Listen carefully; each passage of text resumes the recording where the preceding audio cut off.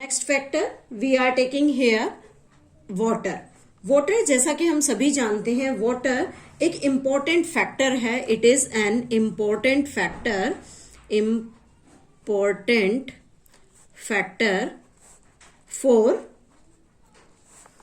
For life of organism. किसी भी organism की लाइफ के लिए वाटर सबसे ज्यादा इंपॉर्टेंट फैक्टर माना जाता है। जैसा कि हम इवोल्यूशन में स्टडी करते हैं कि लाइफ पानी में ही ओरिजिनेट हुई थी। Life originated in water. सबसे पहले जब ओपेरन हेल्डन के एक्सपेरिमेंट को स्टडी करते हैं तो वहां हमने स्टडी किया कि जो फर्स्ट लाइफ है वो हमेशा वाटर के अंदर ही दिखाई देती है। मीन्स हम ये कह सकते हैं कि लाइफ जो है विदाउट वाटर अनसस्टेनेबल है। Life without water is unsustainable means उसके बिना हम लाइफ को सोच ही नहीं सकते कि लाइफ एग्जिस्ट कर भी सकती है। जब हम बात करते हैं किसी स्पेसिफिक एरिया की, जैसे डेजर्ट की, तो डेजर्ट में हम क्या देखते हैं कि डेजर्ट के अंदर जो वाटर है वो लिमिटेड क्वांटिटी के अंदर ही प्रेजेंट होता है, या हम ये कहें कि वहां पर लेस अवेलेबल होता है। तो उस कंडीशन में प्लांट या कोई भी एनिमल कैसे सरवाइव करता है।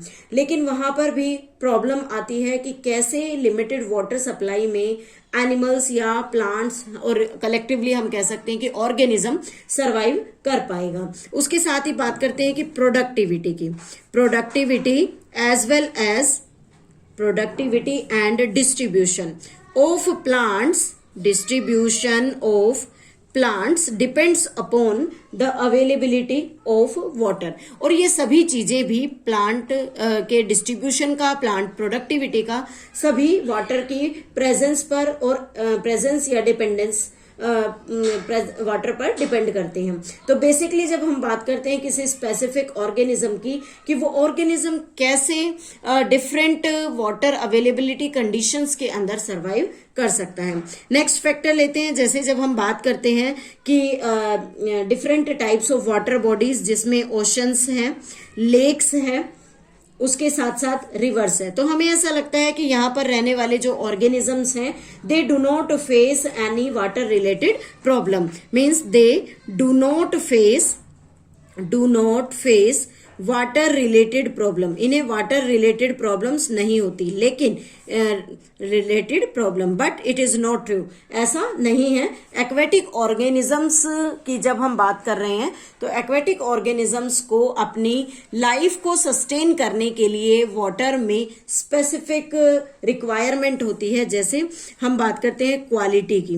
Quality means quality of water कैसा है, पानी किस क्वालिटी में प्रेजेंट है। और जब क्वालिटी पढ़ी जाती है तो हम उसमें केमिकल कंपोजिशन को फाइंड आउट करते हैं। Chemical composition of that water. उसी के साथ हम उसमें पीएच को स्टडी करते हैं कि what is the pH of that water which is available to the aquatic life. तो ये दोनों फैक्टर्स बहुत इंपॉर्टेंट हैं कि वाटर में रहने वाले ऑर्गेनिज्म जो ओशंस में, लेक्स में या रिवर में सरवाइव कर रहे हैं या वहां रह रहे हैं, तो हम सोचते हैं कि उन्हें वाटर से रिलेटेड कोई प्रॉब्लम नहीं होगी, लेकिन ये चीज गलत है, ये ट्रू नहीं है। किसी भी ऑर्गेनिज्म को वाटर की जो अवेलेबिलिटी है, उस वाटर अवेलेबिलिटी में हम उसकी स्पेसिफिक वाटर की क्वालिटी को देखते हैं, उस वाटर की केमिकल कंपोजिशन और उसके पीएच को ध्यान में रखा जाता है। और सबसे इंपॉर्टेंट बात हम यहाँ करते हैं सॉल्ट कंसंट्रेशन के बारे में। सॉल्ट कंसंट्रेशन कि किसी वाटर बॉडी के अंदर जो सॉल्ट कंसंट्रेशन है वो कैसी है। उस सॉल्ट कंसंट्रेशन को हम यहाँ पर एक प्रॉपर मेजरिंग करते हैं उस सॉल्ट कंसंट्रेशन की। That is measured in salinity in parts पर थाउजेंड। सैलिनिटी इन पार्ट्स पर थाउजेंड। इस लेवल पर हम किसी एक्वेटिक बॉडी की या किसी वाटर बॉडी की जो सैलिनिटी कंडीशन होती है उसको मेजर करते हैं। तो हम यहाँ देख सकते हैं कि अलग अलग टाइप की कंडीशंस प्रेजेंट है वाटर के लिए या सॉल्ट कंसंट्रेशन है। जैसे अगर हम फर्स्ट लैंड वाटर को लें, इनलैंड वाटर, तो इनलैंड वाटर में जो सॉल्ट कंसंट्रेशन है वो लेस देन 5 पार्ट्स पर 1000 होना चाहिए। सेकंड हम लेते हैं सी में, इन सी इट मीन्स समुद्र के अंदर 30 से 35 पार्ट्स पर 1000 होनी चाहिए। और थर्ड हम ले रहे हैं हाइपर सेलाइन सॉल्यूशन, हाइपर सेलाइन सॉल्यूशन या हाइपर सेलाइन वाटर। वहां पर हम देखते हैं कि मोर देन 100 पार्ट्स पर 1000 की जो सैलिनिटी कंडीशंस हैं वो होनी चाहिए। तो ऐसी जो कंडीशंस होती हैं उसमें हम यहाँ पर तीनों डिफरेंट टाइप की सलाइन कंडीशन को स्टडी कर रहे हैं कि what are the ranges of the salinity in water body, if it is the inland water, if it is sea water और if it is hyper saline lagoons. तो इस तरह से अलग अलग वाटर बॉडीज में अलग अलग हम ये कहें कि जो सैलिनिटी कंडीशंस हैं वो प्रेजेंट होती हैं। इसी सैलिनिटी के बेस पर ऑर्गेनिजम्स को हम दो अलग अलग कैटेगरीज में डिवाइड करते हैं। फर्स्ट कैटेगरी आती है Yuri हेलाइन। Yuri हेलाइन condition means the organism which can tolerate a very high or a wide range of salinity। एक हाई सैलिनिटी को वो हम ये कहें कि उसमें टॉलरेट कर सकते हैं या उसमें अडेप्टेड रहते हैं। दूसरा एग्जाम्पल या दूसरा पार्ट हम लेते हैं स्टीनो हेलाइन का। तो स्टीनो हेलाइन पार्ट जो है उसके अंदर नैरो रेंज ऑफ सैलिनिटी को टॉलरेट करने वाले ऑर्गेनिजम्स इसमें पाए जाते हैं। और उसके साथ ही एक इम्पॉर्टेंट पॉइंट हम डिस्कस करते हैं कि जब भी हम किसी भी फ्रेश वाटर एनिमल को सी वाटर एनिमल में प्लेस करें या उसका वाइस वर्सा करें, मीन्स फ्रेश सैलिन वाटर यानी कि मैरीन ऑर्गेनिज्म को फ्रेश वाटर में प्लेस करें, तो हमारे पास दो टाइप की वाटर हैबिटेट हो गई, फ्रेश वाटर और दूसरा है मैरीन वाटर। मैरीन वाटर में सलाइन कंडीशन जो होती है वो ज्यादा है और फ्रेश वाटर में सलाइन कंडीशन कम होती है। तो यहाँ हम देखते हैं saline condition is very less और यहाँ पर सलाइन कंडीशन जो होती है सैलिनिटी है वो हाई होती है। तो कई बार एग्जाम्पल पूछ लिया जाता है एग्जाम में, इंपॉर्टेंट है कि इफ अगर हम एक फ्रेश वाटर फिश को इफ प्लेस्ड